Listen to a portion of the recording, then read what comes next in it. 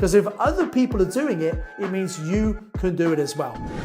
One way of acquiring that property, especially if money is required, there are ways of securing funding without ever actually asking people to give you any money. And that's important because they're not going to get the money now, they're going to get it in the future when you buy the property, if you buy that property. Now, a lot of people have heard about this, but not many people have actually done this, and it's where you find... Hello and welcome to this episode of the Property Magic podcast, in which I'm going to be talking all about creative finance investing. Now, what is creative finance? Well, creative finance is where we use as little of your money as possible. And why is that a good thing to do? Well, it means that you can do as many deals as you want. And also, if you're putting a small amount or no money into a deal, then it means you're getting a very high or even infinite return on investment. So how on earth can we do a property deal where we're not putting much money in? Let me go back in time a little bit first to put this into context for you and explain how we used to do no money down investing. If you've read my book, Property Magic, you probably realize what we were doing in the 2006, 2007 era. By the way, when the property market was absolutely booming, we were finding motivated sellers, people who are prepared to sell their properties for below market value. Let's say a property was worth 100,000. We'd find someone who'd be happy to accept less than 85% of the value. Why 85%? Well, at the time, we could get 85% mortgages. So what we would do, we'd agree to buy this property at a discounted amount. We'd actually buy it cash using bridging finance, someone else's money. And then before we bought it, we would apply for the remortgage. Now, of course, we can't use the remortgage until we actually own it. But as soon as we own the property, we could pull down, or our solicitor could pull down the money from the refinance and use that to clear the bridging finance that we used to actually acquire the property that same day. So let's say a property is worth 100,000, we get to buy it for 82,000. We'd have to put in the 82,000 to purchase that property using bridging. We'd get a remortgage for 85% of the value, which would be 85,000. That would give us enough to pay back the bridging and the interest, cover the legal costs, and sometimes actually have money in our pocket. So you can get paid to buy property. It was absolutely crazy. But you know what? I was speaking at PIN meetings, telling people about this, and some people, because of their limiting beliefs, were sitting there saying, oh, that's not possible, that's not true. And yet we were doing it. So you've got to be very careful about what you believe, because if you believe you can or can't, you're absolutely right. And one of the ways to build your belief is by learning what other people are doing. That's why we share so many case studies of what our successful students are doing to help you build your belief about what's possible. Because if other people are doing it, it means you can do it as well. Now, unfortunately, that particular way of buying property ended in 2008. The financial global crisis put an end to that, and the lender we were using, Mortgage Express, stopped doing it. Now, for a period of time, we went to NatWest, they were doing it, then they got inundated and they stopped offering it as well. And we found another solution, which is a creative way of investing.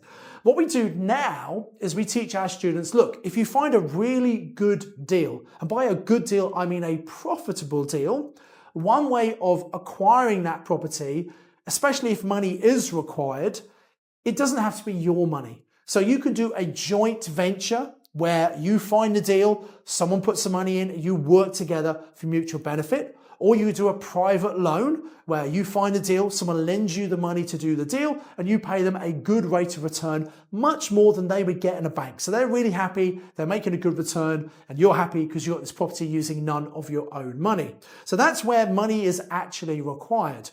A way of speeding up that process is using what we call momentum investing, often referred to as the BRRR strategy. That's where you buy an asset below market value, you add value through refurbishment, and then 6 months later, you refinance it to take out your initial deposit and sometimes all of the works money, pay it back to whoever you borrowed that from, and you're left with a property, usually with 25% equity and a positive cash flow, none of your money left in, which means you have an infinite return on investment.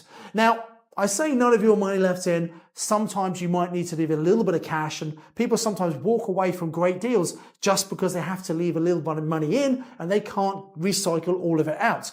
That, I think, is a mistake. If you get a situation where you have to leave some money in, what you should do is work out what's the return on investment of that money that's left in. You work that out by working out what's the annual profit I make, so not the rent, but the profit after all expenses, divided by the money left in, and that will give you your internal rate of return, what's left in the project. If you're happy with that return, if it's a nice high percentage, that means you can afford to pay someone else a really good interest rate for them to leave money in the deal rather than you. Now you might think, how do I find these people? You'd be surprised. I guarantee you will know people, friends, family, work colleagues, who've got money in the bank doing nothing for them. Now, in reality, most people don't talk about what they have in the bank. It's not seen as etiquette to do that. But when you know how to speak to people and you show them what you're doing in property, there are ways of securing funding without ever actually asking people to give you any money. Because no one likes the idea of going asking for money, even begging for money. Actually, you're just sharing the opportunity, telling people what you do and asking them, who do they know who might want to get a better return on their money? Or who do they know might want to share your profits? Okay? So there are lots of people out there who you already know who have money, but maybe just don't know that they have money. And there are also people you can meet at property network meetings and paid for property training. People who have money, they're smart, they know if they want to be a successful investor, they need to invest in themselves to gain the knowledge and to upskill. And they go to paid training events, but maybe they realize, oh, it's a bit more work than I expected. I don't quite have the time. You can work with those people, again, for mutual benefit. So that's, again, where you need to put money into a deal. There are some strategies, such as purchase lease options, which is a very creative strategy, where you don't actually buy the property, which means you don't need to get a mortgage and you don't need to put in a deposit. You take control of the property, where you have the right to buy the property at some point in the future at a price that's been agreed today. And in the meantime, you rent the property from the owner. This is great for a seller who really doesn't want the property anymore. They want to get rid of it. They want to get rid of the hassle, the responsibility, but they don't necessarily need the money from the sale now. And that's important because they're not going to get the money now. They're going to get it in the future when you buy the property, if you buy that property.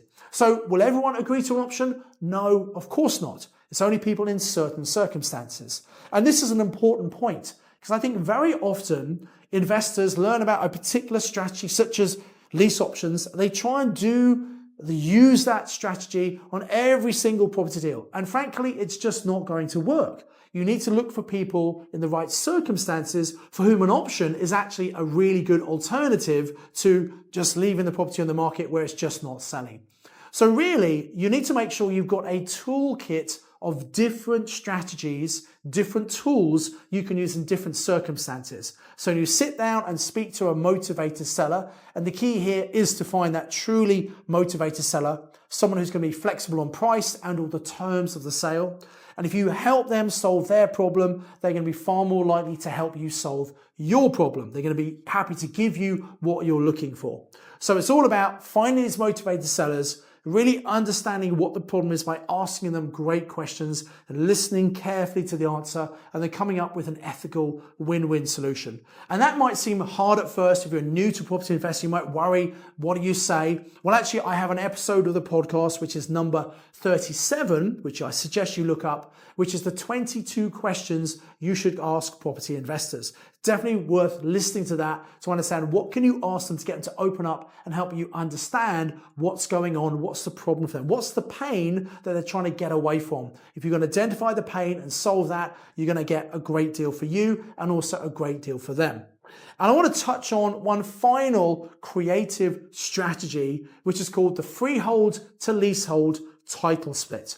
Now, a lot of people have heard about this, but not many people have actually done this. And it's where you find a building that is a freehold building where someone else has already split it into smaller units. Now, the reason landlords have done that in the past, they could rent this big property for X amount, but if they spend a bit of money and create a number of smaller units, they might get 2x the rent. So you get a lot more rental income by renting out smaller units.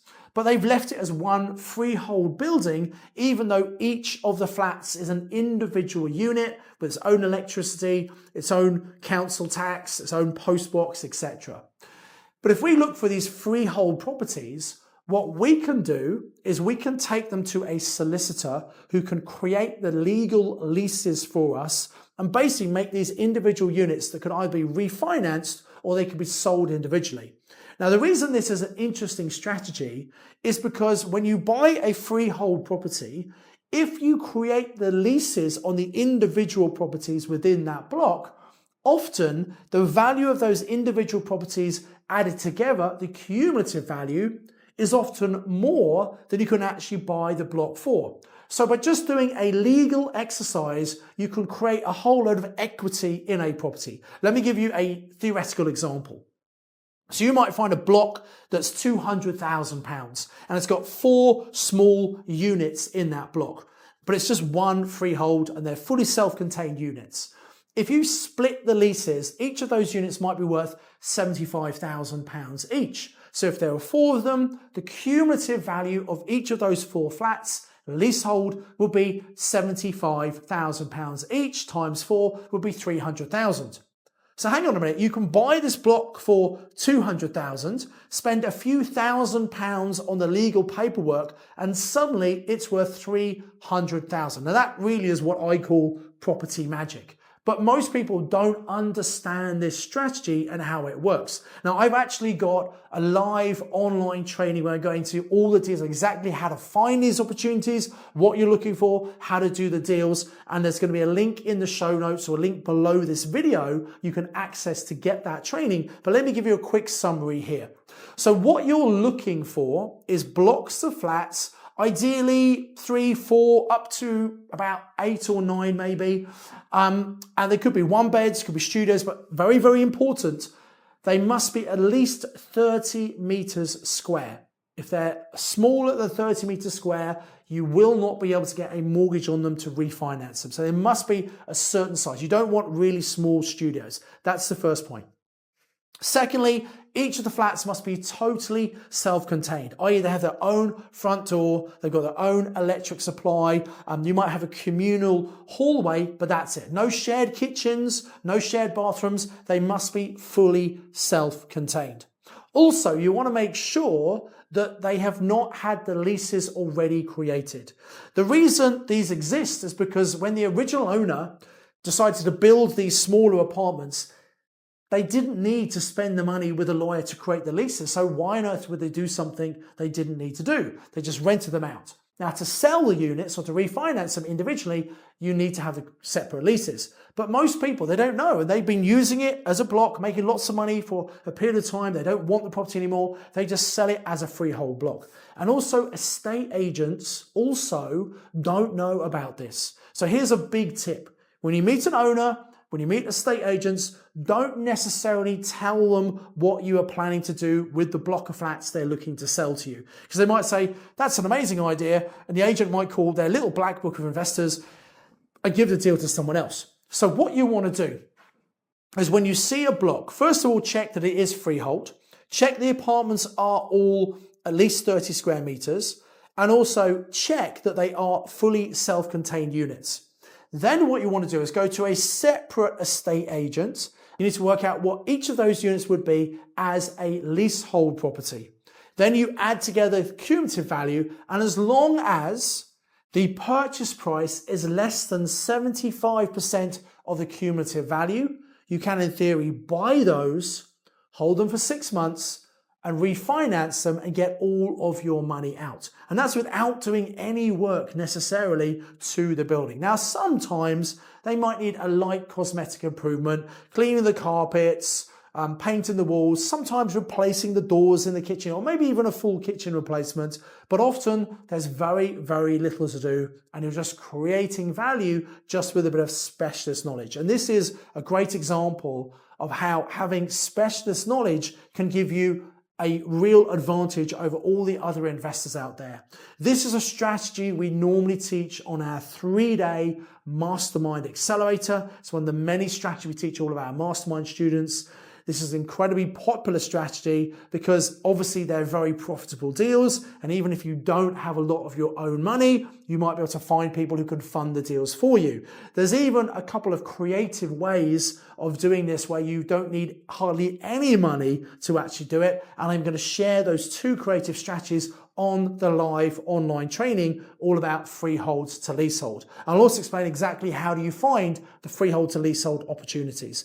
So click on the link below this video or in the show notes to come and join me on that live training. I'd like to explain to you how you could be using the freehold to leasehold strategy, which is one of the many creative finance strategies we teach our students. I do hope you've enjoyed listening to this episode of the Property Magic Podcast. And as ever, I encourage you to invest with knowledge, invest with skill. And if you're watching this on YouTube, make sure you hit the like button, make sure you subscribe to the YouTube channel and smash the bell icon so you get notified anytime a new video comes out like this. And that's important because when I do live training, if you're watching this 6 months later, you will have missed the live training. I do a lot of free content on this YouTube channel and also a lot of free webinars. The best way to keep updated about those is make sure you're watching these videos when they come out and jump at the opportunity to come and get some completely free training from me. So until next time, I encourage you to invest with knowledge, invest with skill.